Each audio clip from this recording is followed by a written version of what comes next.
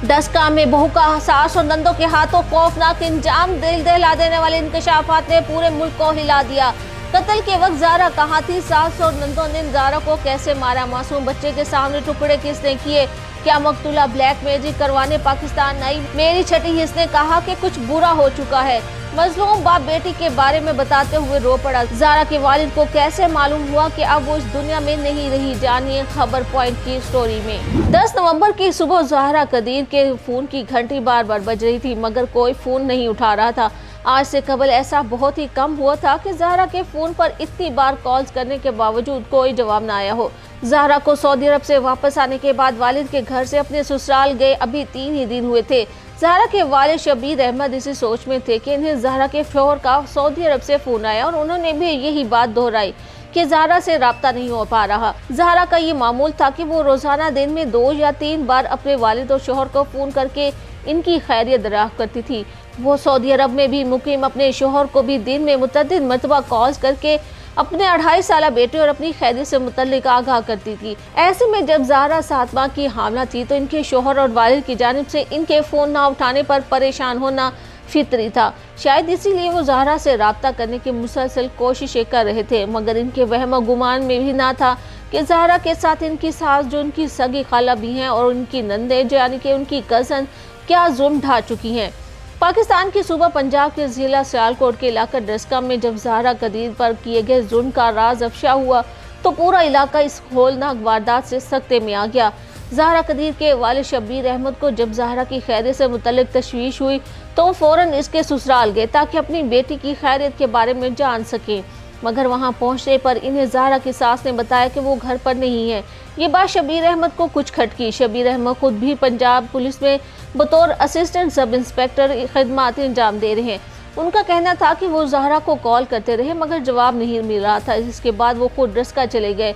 जब वो ज़हरा के ससुराली घर में दाखिल हुए तो वहाँ पर उनकी साली यानी ज़हरा की सास और ज़हरा की ननद मौजूद थी। उन्होंने घर के मरकजी दरवाजे से दाखिल होते ही ज़हरा की आवाज़ें लगाना शुरू कर दी, जिस पर ज़हरा की ननद ने इनसे कहा कि ज़हरा नहीं है। जब उन्होंने पूछा कि किधर गई है तो उन्होंने कहा कि हमें क्या पता, जेवर पैसे वगैरह लेकर भाग गई होगी। शबीर अहमद के मुताबिक जब ज़हरा के ननद ने इनकी बेटी पर इल्ज़ाम आयद किया वो घर से भाग गई है तो उन्होंने इनसे पूछा कि सच बताओ ज़हरा कहाँ है, कैसे और क्यों भाग गई। शबीर अहमद कहते हैं कि वहीं उन्हें इनकी छठी हिस्स ने कहा कि कुछ बहुत बुरा हो चुका है। शबीर अहमद का कहना था कि वो ना सिर्फ ज़हरा के कमरे में गए बल्कि घर के दीगर कमरों में भी इसे तलाश किया। वहाँ उन्हें एक गैर मामूली बात महसूस हुई और ये थी कि ज़हरा का 2.5 साल बेटा भी घर पर ही था और घर को बहुत ज्यादा साफ किया गया था, फर्श धोया गया था। बस ये देखकर ही उनका दिल बैठ गया और उन्होंने फौरन अपने बड़े भाई को फोन किया और साथ में मुकामी थाने के अलावा 15 पर कॉल की। शबीर अहमद का दावा है कि पुलिस को इत्तला देने की एक वजह यह भी थी कि इनकी बेटी को माजी में भी ससुराल में एक बार मारने की कोशिश की गई थी। शबीर अहमद को जब अपनी बेटी ससुराल में ना मिली तो उन्होंने डस्का के मुकामी थाने में ज़हरा के ससुराल वालों के खिलाफ इसके अगवा का पर्चा दर्ज करवा दिया। ज़हरा कदीर के वालिद शबीर अहमद अपनी बेटी के मुतालिक बात करते हुए बताते हैं कि इनकी इकलौती बेटी की चंद साल कबल अपने खालाजाद कदीर के साथ शादी हुई थी, जो कि 6 बहनों का इकलौता भाई और सऊदी अरब में काम करता है। शादी के बाद कदीर ज़हरा को अपने साथ सऊदी अरब ले गया था। वो अक्सर औकात पाकिस्तान आती रहती थी और इनका एक 2.5 साल का बेटा भी है। ज़हरा तकरीबन 1 माह पहले ही सऊदी अरब से पाकिस्तान आई थी। इस दौरान वो उनके पास रिहाइश पजीर थी और वाकई से 3 रोज कबल वो अपनी सास और नंदों के कहने पर इनके घर डस्का गई थी। इनकी मरहूमा अहलिया ने इनकी बेटी का रिश्ता अपनी जिंदगी में ही अपने भांजे से तय कर दिया था। शादी के बाद कदीर और ज़हरा एक दूसरे का बहुत ख्याल रखते थे। दोनों में बहुत मोहब्बत थी। वो खुद सऊदी अरब में था और अक्सर ज़हरा को भी सऊदी अरब बुला लेता था।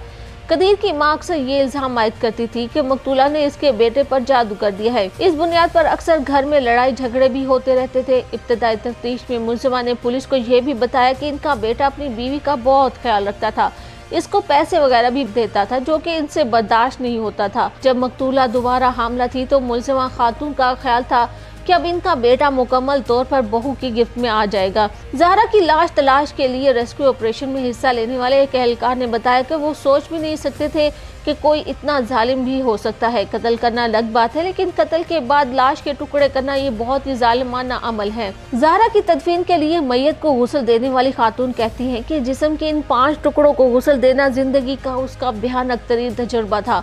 वो सोच भी नहीं सकती थी कि कोई इंसान किसी इंसान के साथ ये सलूक भी कर सकता है।